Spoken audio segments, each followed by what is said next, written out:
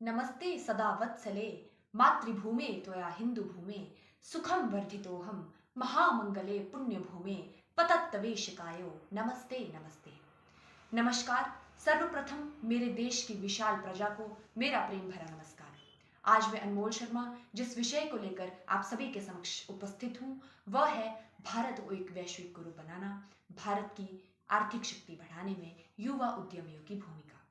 भारत हमेशा से ही विश्व गुरु रहा है जिसका केंद्र बिंदु अध्यात्म रहा है। भारत की सनातन संस्कृति हजारों साल पुरातन है, जब राष्ट्र की आज की तथाकथित सभ्यताओं का आगाज भी नहीं हुआ था। विश्व गुरु बनने की इस होड़ में पिछले कुछ वर्षों में भारत में जो एक के बाद एक नए राजनीतिक बदलाव हुए हैं वे अति सराहनीय हैं, जिसमें कश्मीर से धारा 370 का हटना, राजनिकता बिल संशोधन अधिनियम, समान संचार संहिता व जनसंख्या नियंत्रण कानून ऐसी कई बातें हैं जो राष्ट्र को विश्व के मानस पटल पर उच्च स्थान दिलाने में काफी सफल हुई है। आज जब वसुधैव कुटुंबकम के नारे को निखरता हुआ देखती हूँ तो मानो ऐसा प्रतीत होता है कि मेरे राष्ट्र की धरोहर सर्वोपरि है। विश्व के बड़े बड़े देशों में भारतीय संस्कृति और विचारधारा का दूरगामी असर दिखाई देता है।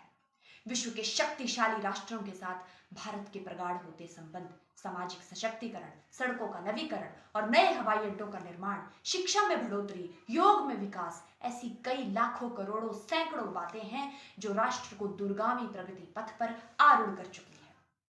आज विश्व के नए पर्यटन स्थलों का पर्यटन व्यवसाय एक नए स्थान पर पहुंच चुका है, जिसमें हमारे अयोध्या में बने हमारे श्री रामचंद्र जी का भव्य मंदिर इसका एकमात्र उदाहरण है, जो न केवल लोगों की धार्मिक आस्था व प्रवृत्ति को बढ़ावा दे रहा है बल्कि इससे उत्तर प्रदेश के पर्यटन व्यवसाय को भी काफी बढ़ावा मिलेगा। आज अमेरिका ने यह स्वीकार कर लिया है कि तुलसी और पीपल सर्वोत्तम है। चीन ने यह मान लिया है कि दाह संस्कार ही उत्तम विधि है।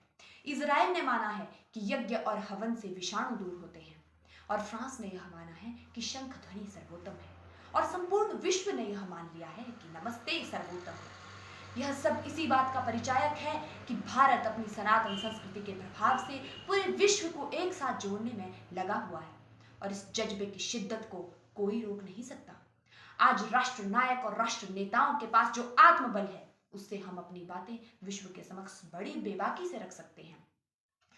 हमारा भारत देश, राष्ट्र भारत हमेशा से ही युवा सोच व युवा जोश की पुण्य भूमि रहा है।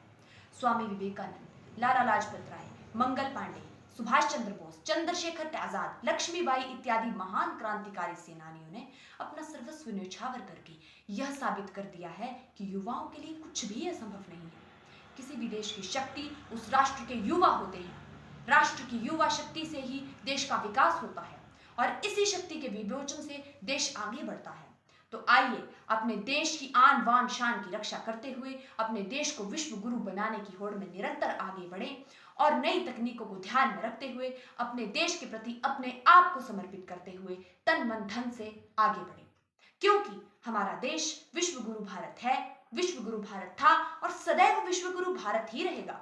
अंत में चंद पंक्तियों से मैं अपनी वाणी को विराम देती हूँ कि देश हमारा महान रहे, के देश हमारा महान रहे, कष्ट हमने कितने सहे, ना करो इस बात का मोल, बढ़ाओ देश को सबसे आगे, क्योंकि देश हमारा है अनमोल, देश हमारा है अनमोल। इन्हीं शब्दों के साथ धन्यवाद। जय हिंद, जय भारत।